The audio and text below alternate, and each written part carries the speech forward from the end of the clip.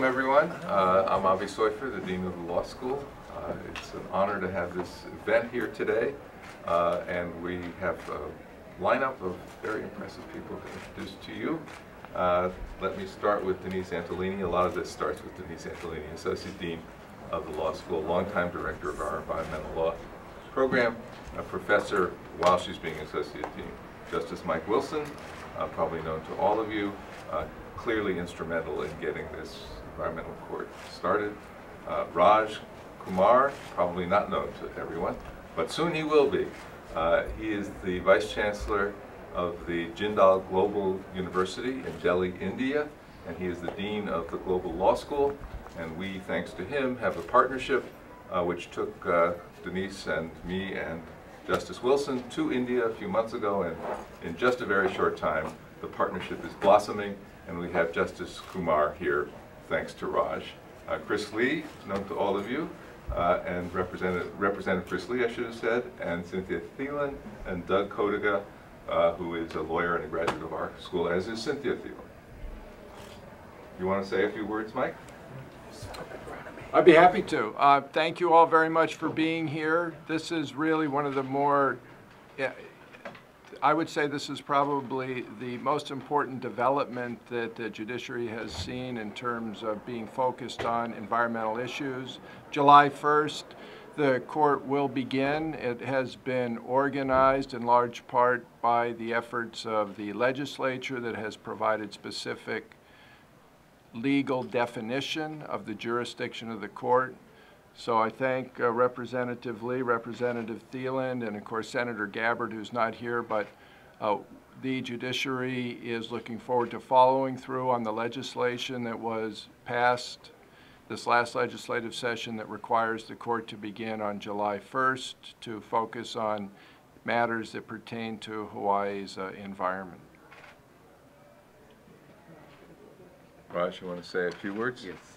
Black Mike. Yeah, global. Yes, it's a defining moment indeed for global environmentalism. The establishment of the environmental courts in Hawaii is being keenly looked at, not just in Hawaii, but also around the world. We're very delighted to be participating in this symposium.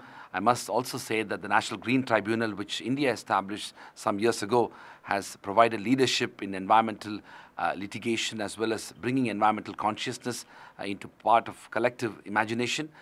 It is fair to say that the far-sightedness as the vision of the legislators here in the state of Hawaii has culminated in the establishment of this court. And I think it is also an important occasion for the law school as well as the Supreme Court here to support the evolution of jurisprudence in relation to environmental courts. This environmental court is part of a global conversation that is taking place in relation to bringing issues relating to public law as well as constitutional law in the larger context of environmentalism. I would like to congratulate all to be part of this important event and initiative. Thank you.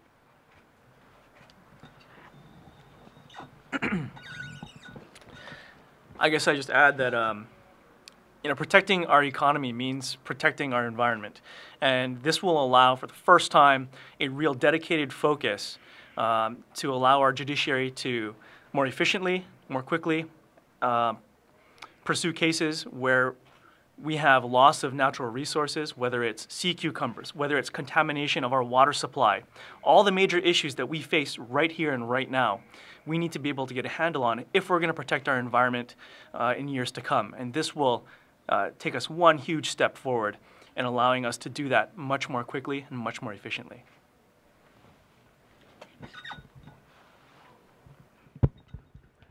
In 1979, I appeared in federal district court to argue a motion on behalf of the Protect Kaho'olawe Ohana.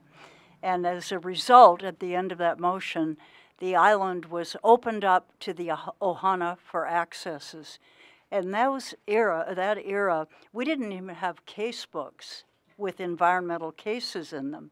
We had copies of materials that Boyce Brown brought to the classroom when he taught us environmental law. We have moved much, much further, and the environmental court is something that I have seen as necessary to get stable and consistent decisions from the judiciary. And I applaud everyone that's been a part of this wonderful event. And my roots go back, way back with the justices as well. And we, I think we both are very proud where we've gone today. Thank you. Thank you. Yes, Doug Codiga, an attorney in private practice in Honolulu and chair of the Natural Resources section of the Hawaii State Bar Association, which has over 200 members. And I can assure you that this is indeed a landmark day and an important occasion for practicing attorneys as well. I myself am a graduate of this law school, environmental law certificate holder, and could not be happier to see this kind of efflorescence of activity, this commitment to environmental protection and to the rule of law as embodied by this wonderful environmental court. And I know I speak on behalf of other attorneys as well who welcome the opportunity to work with the judiciary and stakeholders in the community to continue to address pressing environmental issues through the court system, advancing the rule of law, advancing environmental protection, and our shared objectives as a community, as an island community. Aloha, I'm Denise Antolini. I wanted to make a few comments about past, present, and future. So in terms of the past, there are so many community groups and individuals that have been working on the environmental court for more than 10 years. We had the pleasure today of honoring John Dapitan and her efforts with Keep Hawaii Beautiful through the Outdoor Circle are the community efforts that led to this tremendous accomplishment. And then the legislature really took up the cause and worked very hard. Senator Gabbard earlier commented how many bills had been introduced and never even heard until 2013, and then it passed in 2014. And the time was just right. Senator Gabbard pointed out some of the environmental disasters, including the molasses spill in the harbor and others, that brought to the public's attention the importance of having consistent expert decisions from our judiciary. And going forward, next week, the court stands up on July 1st. And the response to this conference, which was tremendous, we had to close registration after a couple of days, indicates the tremendous reservoir of public interest in this historic occasion. And moving forward, I think this court will be highly successful because there is such strong public support, such strong support from the bar, from within the judiciary, and from the law school and the broader community. So I think what was once the dream of only a few people has become the reality of the entire community in Hawaii, and it's a significant occasion, and we're really happy to be able to contribute to that. And with that, I think we're open for questions. Actually, if I could stay on you for now, for Denise.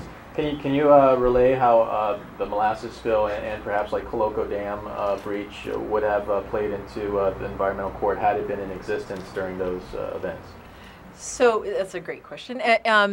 With an environmental court, the advantage is that those cases go to judges who have a particular growing expertise in handling these types of environmental problems. So it's not to say that the judges who've handled these in the past have not done a great job. They have, but that repetitive consistency of seeing these issues in front of them, that around the world, that's been proven to make for a much more confident judiciary. And it also speeds up the entire decision-making process, which is a benefit to everybody. The defendants in these cases, criminal or civil, benefit when the judges are able to handle and dispose of these cases with greater expertise, greater confidence, and more speed. So I don't know exactly how those cases would have been handled, but I think it would have expedited the whole situation. And now going forward, unfortunately, when those things happen again, I think we know where to look. We know where to focus our attention, and that'll be a great benefit. And one more quick follow-up. Did you folks visit Vermont? Any lessons learned from Vermont? Well, fortunately, Vermont visited us. We had a visit last year by Judge Meredith Wright from the Vermont Environmental Court, and they've been at it for a couple of decades. Pretty much a single judge court, though, and she now has passed that torch on to a couple of other judges. And we also owe a tribute to her for inspiring us in her visit. So Vermont has a different kind of court. It's focused on land use and zoning. You'll find, I think, interesting that this particular court is not. Our court is focused on Department of Health side of the ledger and DLNR side of the ledger. The land use and zoning laws are not within the explicit list of statutes included in the court. However, the legislature very wisely put in a pour-over provision or a kick-over provision that allows the Chief Justice or by motion of a party for a case to be assigned to the court. So that was a very wise move to move incrementally and in a direction that the community would support. So I think our model is more, we've learned from other jurisdictions, our model is very robust and flexible, and I think that's going to be a great benefit. Judge Wilson, I was reviewing some of the, if you don't mind turning the mic towards Judge Wilson. Yeah. Thanks, Dean. I was reviewing some of the Vermont court's docket, and there's many cases where they find that folks don't have standing, but in the statute drafted by the legislature, it seems that it's very well spelled out, and finding whether an issue or a case has standing in front of the environmental court should be fairly easy. Yes, the legislature has created a very complete statute. It's probably the broadest statute in the United States in terms of jurisdiction for an environmental court. So the opportunities for citizens to bring claims that pertain to environmental issues by this legislation has been more clearly defined, and I think it does offer the kind of opportunity you're talking about for people to address environmental issues. So like agricultural theft or vandalism of agricultural property will still fall within the criminal court, not the environmental court, things of that nature. Like that some folks might think it bleeds into environmentalism, but not actually, like agricultural theft. Now, you raise a very important and thoughtful issue, because one of the things that distinguishes the power of this court is that it extends from criminal matters, like you are talking about, to the civil matters that many people generally think about that have to do with the pollution of the air, pollution of the water, or protection of natural resources. So it is true that actually this court has such a broad jurisdiction that it reaches criminal violations as well as civil violations.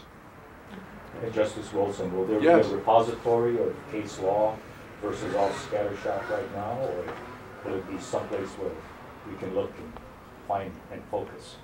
Well, that is a great point for our community, that's our legal community, as well as the citizens that are finding out about this court, because part of the purpose of the environmental court is to be able to collect the information that pertains to environmental cases and collect the laws that apply to that.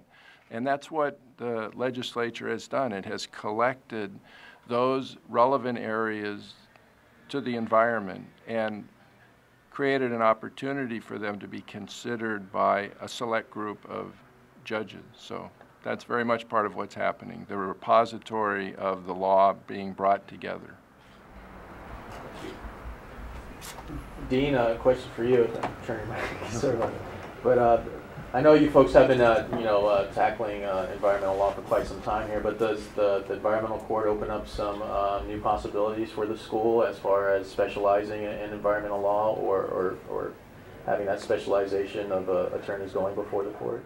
Well, I think as several people have said already, certainly during the conference, this is something that is going to, I think, spark the imagination of our students even more, and the global aspect, which Justice Kumar from the Green Tribunal in India inspired people with his words about what his court has done, as well as the difficulty of doing it. So we have a very strong environmental certificate program and a very strong nationally recognized program already. We expect this is going to help us attract more students and build on what we've already got. I think someone should have mentioned that the Chief Justice has played a key role in this as well. And I don't know if B.B. Richardson, who doesn't usually like the spotlight, but she is going to have to handle at the district court level how this all works. And she, would you come up, B.B.? She can't. She can't? Okay. Good try. I tried.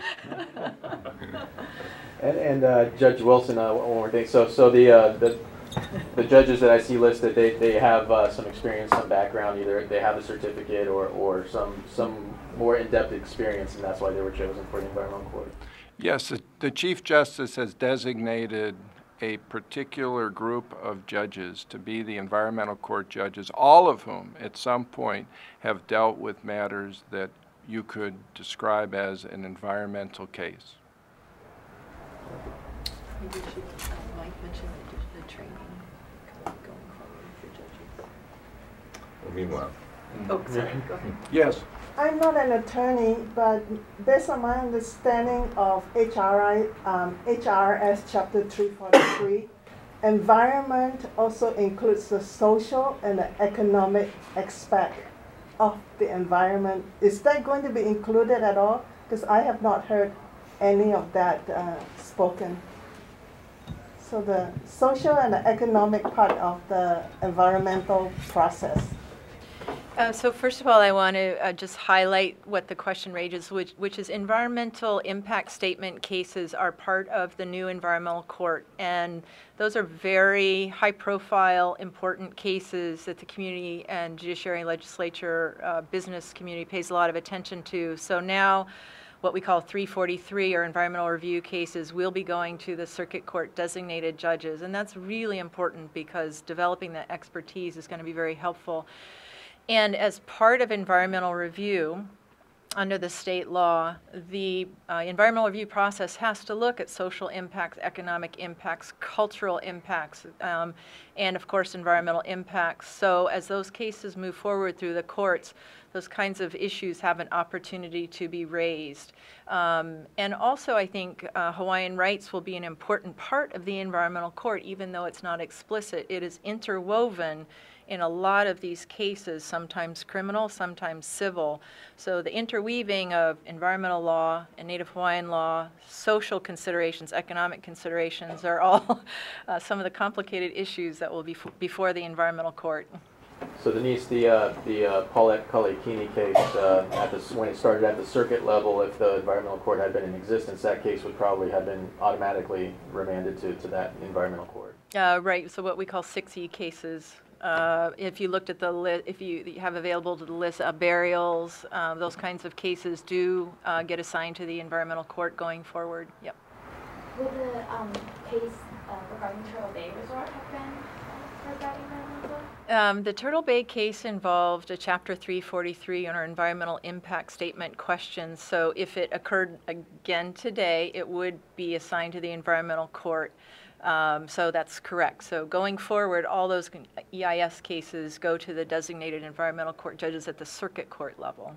Not today, but July 1st. July 1st. Seems like it could be a very busy docket for some of the judges. I mean, environmental issues always seem to rise to the top here in Hawaii. I think the docket will probably grow over time as the bar and the community find it to be a very helpful tool.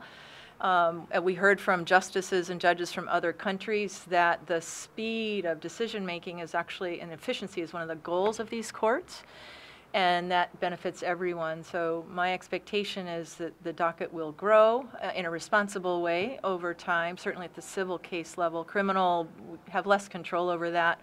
Although this afternoon we're going to have a presentation about a new approach that DLNR is taking called Civil Resource Violation System, which is a way to help dispose administratively of a lot of the smaller Manini criminal violations like littering in the park, which really shouldn't take up the judiciary's time. So there's a great partnership going on behind the scenes with DLNR's administrative disposition process, which is developing, and the judiciary, so the judges can focus on what's really important and that we make the best use of their wisdom and expertise.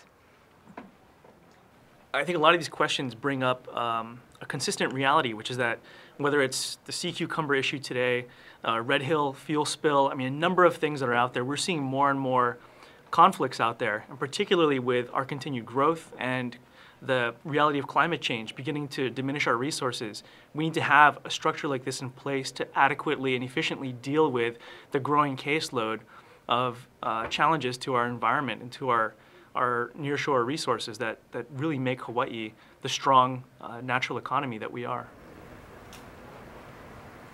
Do you see, Representative, any fine-tuning that needs to happen going forward, or it's a matter of just learning lessons once the court comes into being? Well, you know, part of the law is a study period and a working group to take a look at any hiccups or speed bumps that might occur. So we'll be working with the judiciary and everybody else to make sure that if there are any things that still need to be resolved, we can do that and do it quickly.